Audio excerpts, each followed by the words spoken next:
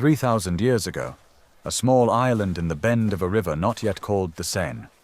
Here lives the tribe of the Parisiens, Celtic fishermen and traders. They call the island Lutetia. The word means marsh. 52 BC. Julius Caesar leads his legions through Gaul. He writes in his Gallic wars, Lutetia, the town of the Parisi, situated on an island of the Seine. The Parisi, refusing to surrender, burn their bridges and set fire to their own city. But Rome does not retreat. We will burn everything we built. They will receive nothing but ash. The Romans build a new city on the left bank of the Seine. A forum, an amphitheater for 3,000, baths, a 16-kilometer aqueduct, paved roads. Lutetia flourishes. By the 3rd century AD, a prosperous provincial city of 8,000, 451 AD. Attila the Hun's forces move on Paris. Citizens flee in panic. But a young woman named Genevieve steps into the square and says, "Stay, God will protect this city." Attila passes Paris by. Genevieve becomes the city's patron saint forever. Let those who have no faith leave. We remain. This city is under God's protection, not men's. 508 AD. Frankish King Clovis. He conquers Gaul and declares Paris the capital of the Frankish kingdom. He builds a palace on the Ile de la Cité, the very same that 1,000 years later becomes the Conciergerie. The idea of Paris as a world capital is born. The 9th century. Longships from the north. Vikings sack Paris 3 times. In 885, a fleet of 700 ships besieges the city. Count Odo, with a handful of warriors, holds the bridge for months. From this siege, French monarchy is born. Odo becomes first in a long line of kings. Under Charlemagne, the capital moves to Aachen. Paris ceases to be the center of the world. But the river does not allow the city to die. Merchants, pilgrims, craftsmen, all move along the Seine. By the 10th century, Paris grows again. The history of Paris is the history of a river. 1163. Pope Alexander III lays the first stone of Notre-Dame de Paris. The cathedral will take 180 years to build. Generations of masons who will never see the finished building will dedicate their lives to it. It is stone become prayer. 1190. King Philip Augustus II leaves for the Third Crusade. Before departing, he orders a fortified wall built around the entire city and a powerful fortress on the right bank. It is called the Louvre. 8 centuries later, the Mona Lisa will hang inside it.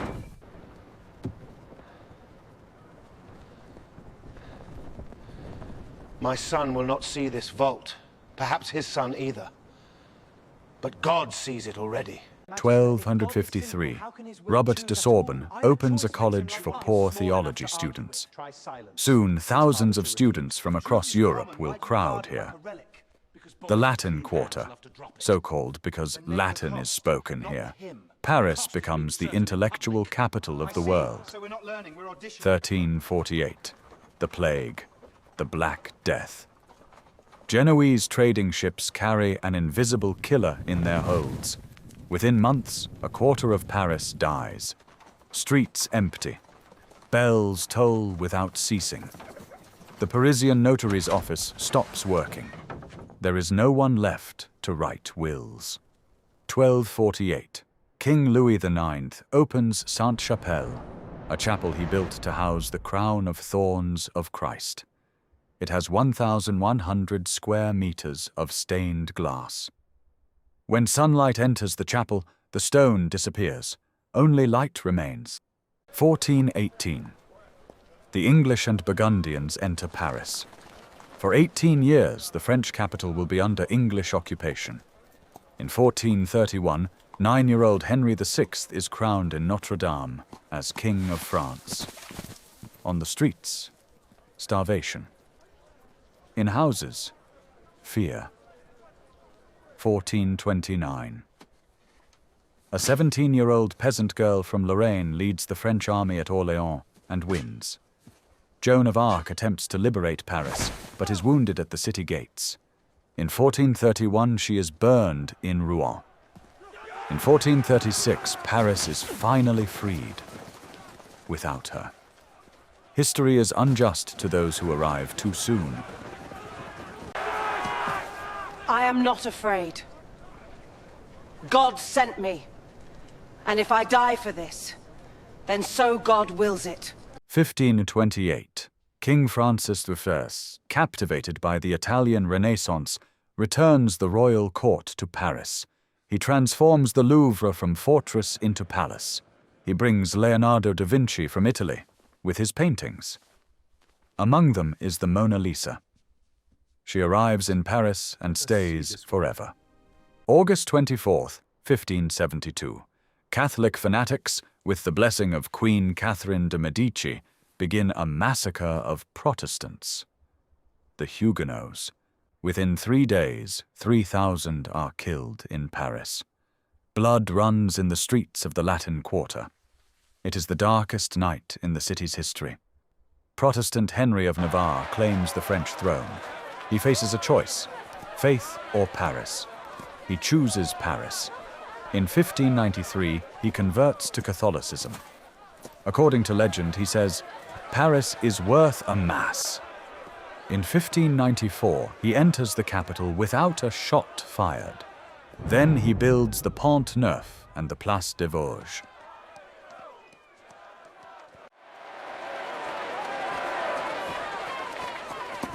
Paris is worth a mass. And no mass is worth losing France over. 1607. The Pont Neuf opens. The first Paris bridge without houses or shops. The first with a pavement. Immediately it fills with street vendors, acrobats, pickpockets and lovers. In 1612, the Place des Vosges opens. Paris's first residential square. The city learns to live beautifully. Under Cardinal Richelieu, Paris becomes the center of absolute monarchy. Richelieu founds the Académie Française, guardian of the French language. He builds the Palais Royal and creates Europe's first state postal service. His power is more real than the king's own.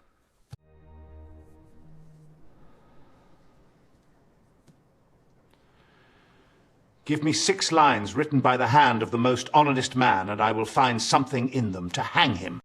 1682. Louis XIV, the Sun King, moves the court to Versailles. 30,000 workers built this palace for 20 years. From now on, Paris and power are separated. But it is precisely this separation that will lead to revolution a century later. The people in Paris, the king behind the walls of Versailles. A dangerous arrangement. In departing Paris, Louis believed he had staved off the revolution. In truth, he hastened it. A king afar is a dead king. The 18th century. Parisian cafes become laboratories of new ideas. Voltaire, Rousseau, Diderot. They write the Encyclopédie, the world's first systematic body of human knowledge. The Enlightenment is Paris. Here for the first time, it is said, all men are born free and equal. Le Procope on Rue de l'Ancienne Comédie is perhaps the most important space in the history of Western civilization.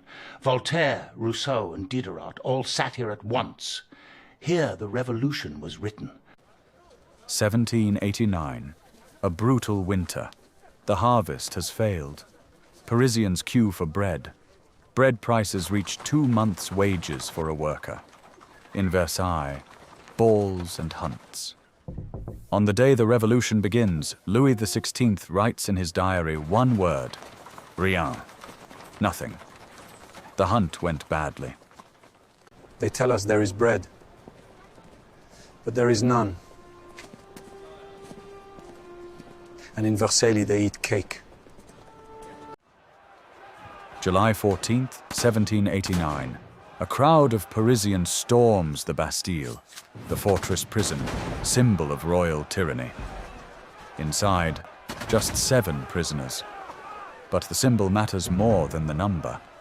Every year on July 14th, France celebrates this day. It is the birthday of the modern world. 1793. The revolution devours its children. Place de la Révolution, today's Place de la Concorde, becomes the site of public executions. Louis XVI in January. Marie Antoinette in October. Then Danton. Then Robespierre. In 1 year, the guillotine beheads over 1,000 people in Paris. The revolution is like Saturn. It devours its own children. November 9th, 1799. Young General Napoleon Bonaparte disperses the Directory at Bayonet Point. 5 years later, he is Emperor of the French. Paris changes. The Arc de Triomphe, Rue de Rivoli, canals, new bridges. Napoleon builds the city in the image of his own glory. I found Paris a city of mud. I shall leave it one of marble. Paris is the city of revolutions. 1830, the July Revolution, 3 days of barricades. 1848, another revolution, the Second Republic. Parisian barricades become the symbol of popular uprising for all Europe. Victor Hugo will make them immortal in Les Miserables. Paris erupted every 20 years. The barricade was the true folk art of the Parisians. They raised them faster than the army could storm the quarter. Victor Hugo is Paris in a man. Les Miserables, Notre-Dame de Paris. He transforms the city's streets into literature. When Napoleon III stages his coup in 1851, Hugo goes into exile. From Guernsey he writes, "When liberty returns to France, I will return with it."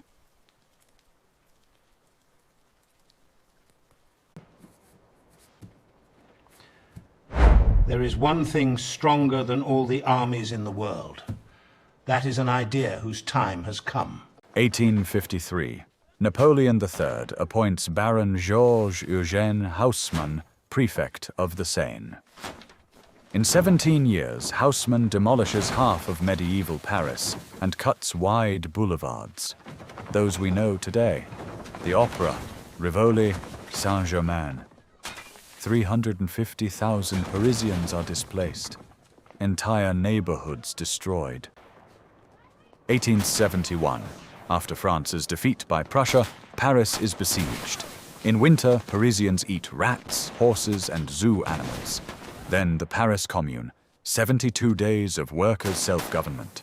Versailles troops storm the city and kill 20 to 30,000 communards. The Commune was the most important experimental political laboratory in history.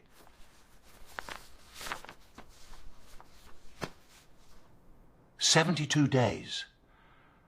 That was enough to change everything that came after. 1887. 300 artists and writers sign a petition against the ugly iron candle. Among the signatories, Maupassant, Alexandre Dumas Fils. In 1889, the tower opens for the World Fair, 2 million visitors in 6 months. Today it is the most recognized monument on Earth. Maupassant dined at the Tower's restaurant every day, solely because it was the only place in Paris from which the Eiffel Tower was not visible. It remains the greatest review of a work of art in history. The late 19th century. On Montmartre Hill, the world capital of Bohemia. Van Gogh, Toulouse-Lautrec, later Picasso, all live in cold studios, drink absinthe, and invent 20th century art. In 1889, the Moulin Rouge opens.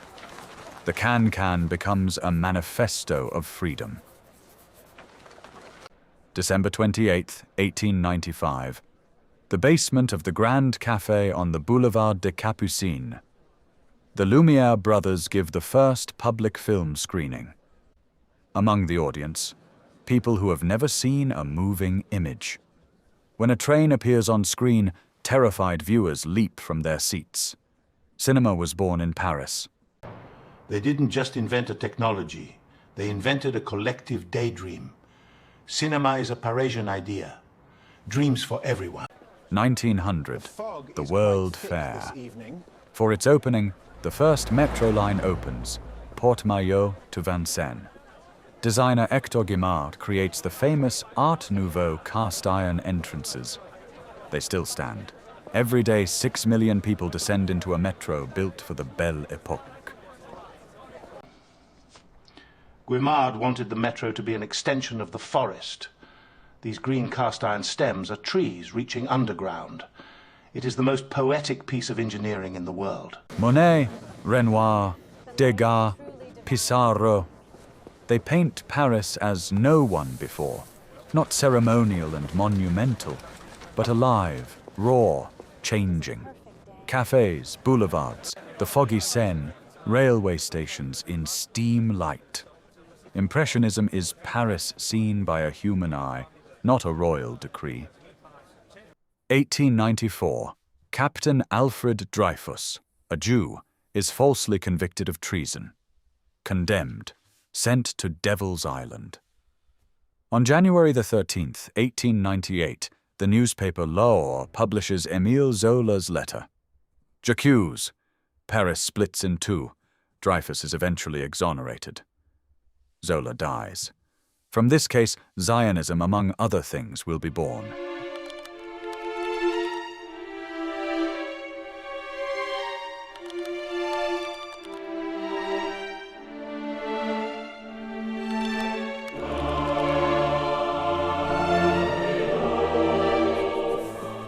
J'accuse.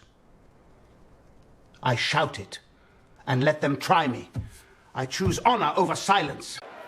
August 2nd, 1914. General mobilization. Young men march to the stations with flowers in their rifle barrels. We will be home by Christmas. 500,000 soldiers will leave Paris. In 4 years, a third will not return. September 1914. German forces 30 kilometers from Paris. The military governor requisitions 600 Paris taxis. They ferry 6,000 soldiers to the front overnight. The German advance is stopped. The taxis of the Marne is a myth, but a myth built on reality. After the war, wild joy. Les années folles, the crazy years. Jazz, cocktails. Josephine Baker dances at the Folies Bergère. Ernest Hemingway writes at Café de Flore. Picasso lives in Montparnasse. Coco Chanel invents the little black dress. Paris is the whole world in one city. The 1920s in Paris saw the highest concentration of genius per square meter in history. If Montparnasse had exploded then, Western culture would have lost half of itself. The 1930s, economic crisis. Hitler in Germany. On Paris streets. Marches of the French fascist Action Française. February 6, 1934, a fascist riot in Paris. 15 dead. Democracy is in danger. And in Berlin, books are already burning. 1937, World Fair in Paris. The Soviet and Nazi pavilions face each other like two beasts before a fight. Pablo Picasso paints Guernica for the Spanish pavilion in response to the bombing of a Basque town. It is the most political painting of the 20th century. It was made in Paris. Picasso painted Guernica in just 6 weeks. In those 6 weeks, he achieved what diplomats couldn't manage in years. He revealed the truth about fascism to the entire world.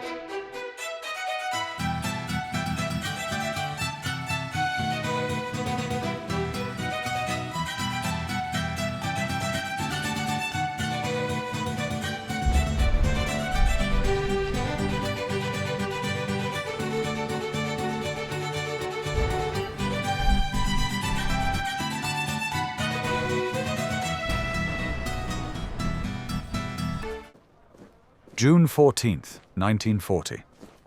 German troops enter Paris unopposed. The government has fled. On the Champs-Élysées, German soldiers. On the Eiffel Tower, the swastika flag. Hitler flies in for 3 hours, early morning, while Parisians sleep. He photographs himself at the Eiffel Tower, once in his life.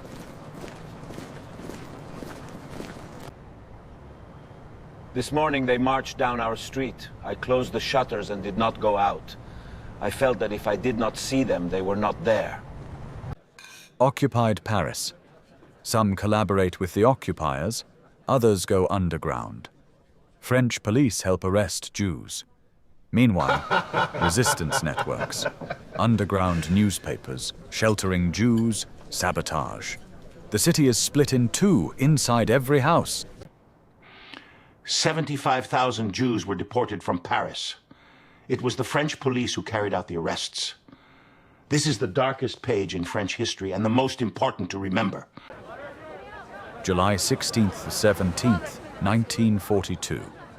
French police arrest 13,152 Jews, including 4,115 children. They are held in the Velodrome d'Hiver in inhuman conditions for 5 days. Then Auschwitz. Almost none return. In 1995, President Chirac will be the first to say, "This was done by France." August 19th, 1944. Paris uprising. August 25th. Allied forces enter the city. De Gaulle walks down the Champs-Élysées at the head of the triumphal procession. Shots are fired at him. He does not duck. At the Hôtel de Ville, he speaks words Paris will remember forever. Paris outraged, Paris broken, Paris martyred, but Paris liberated. Liberated by itself, liberated by its people.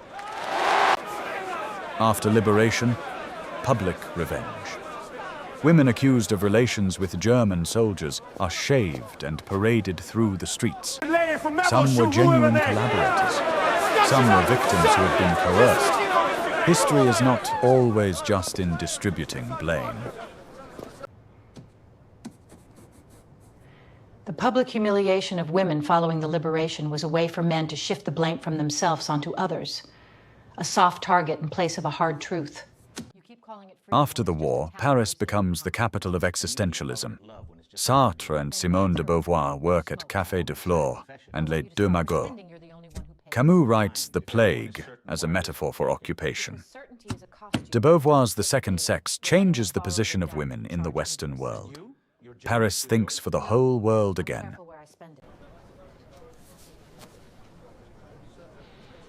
Hell is other people, but without others there is no heaven either. We are condemned to freedom and condemned to each other. October 17th, 1961. 30,000 Algerians attend a peaceful protest in Paris.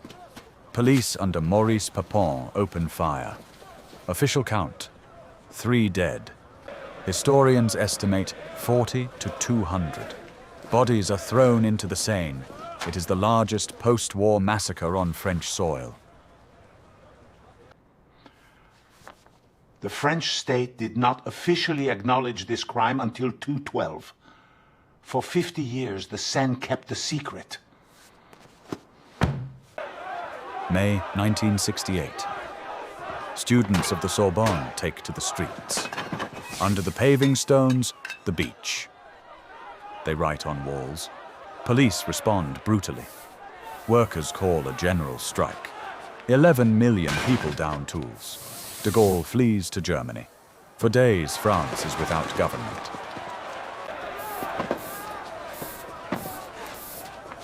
Be realistic! Demand the impossible! We are 20 years old. We will change the world. De Gaulle returns, delivers a 5-minute radio address to the nation. I am not resigning. He calls elections. The French, frightened by chaos, vote for him. The student revolution ends with de Gaulle's victory. But France has changed in morality, education, gender relations, forever. 1968 didn't change the government. It changed the bedroom. It changed the relationship between teachers and students, between parents and children, between men and women. This is the real revolution. 1977. The Centre Pompidou opens, its pipes and escalators turned inside out. Parisians are shocked. Critics call it an oil refinery. Today it is the most visited cultural centre in Europe.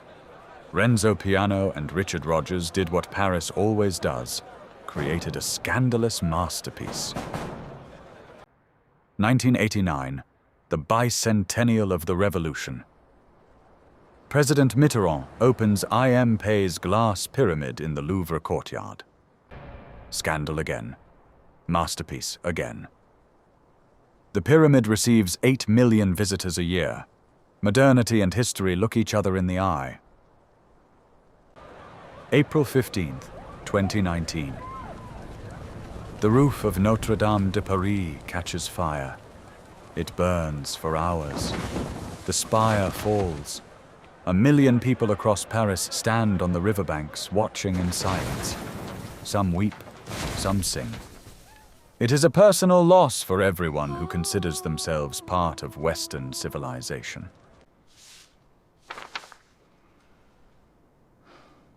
As Notre Dame was burning, I felt as if a part of me was on fire. No, then I looked at the walls. They held firm, as they always have. January 7th, 2015. Attack on Charlie Hebdo. 12 dead. 3 million people march with signs reading, Je suis Charlie. November 13th, 2015. Attacks at the Bataclan and Paris restaurants. 130 dead. The darkest day of peacetime Paris since World War II. Today, Paris is not one city, but several. Le Marais, gay quarter and Jewish quarter simultaneously. Barbès, Little Africa. Belleville, Chinese and Berbers Paris. La Défense, the corporate city of the future. Saint-Germain, the eternal city of intellectuals. All of them one city on one river. Paris is none of these districts, and yet it is all of them at once. The city is what happens in between, on the bridges, in the metro, in the line at the bakery. December 7th, 2024. After 5 years of restoration, Notre Dame reopens. A new spire over Paris. President Macron, world leaders, thousands of workers whose names no one knows. All together they did this. When the stained glass is lit, Paris applauds.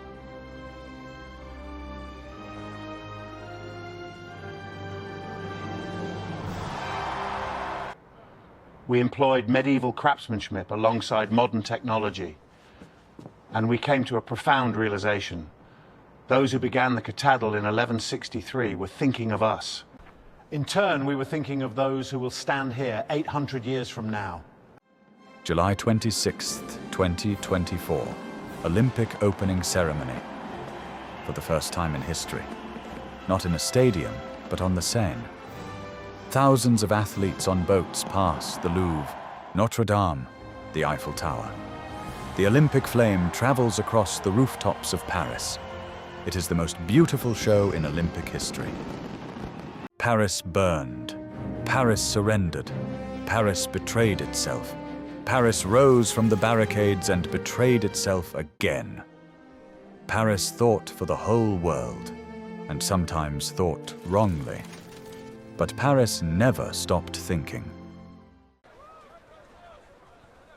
On the coat of arms of Paris, a ship on the waves. The motto, Fluctuat nec mergitur. It floats but does not sink. This is not about invincibility. It is about stubbornness. About how when everything sinks, Paris floats. Because there are cities that are greater than their history. Paris is one of them.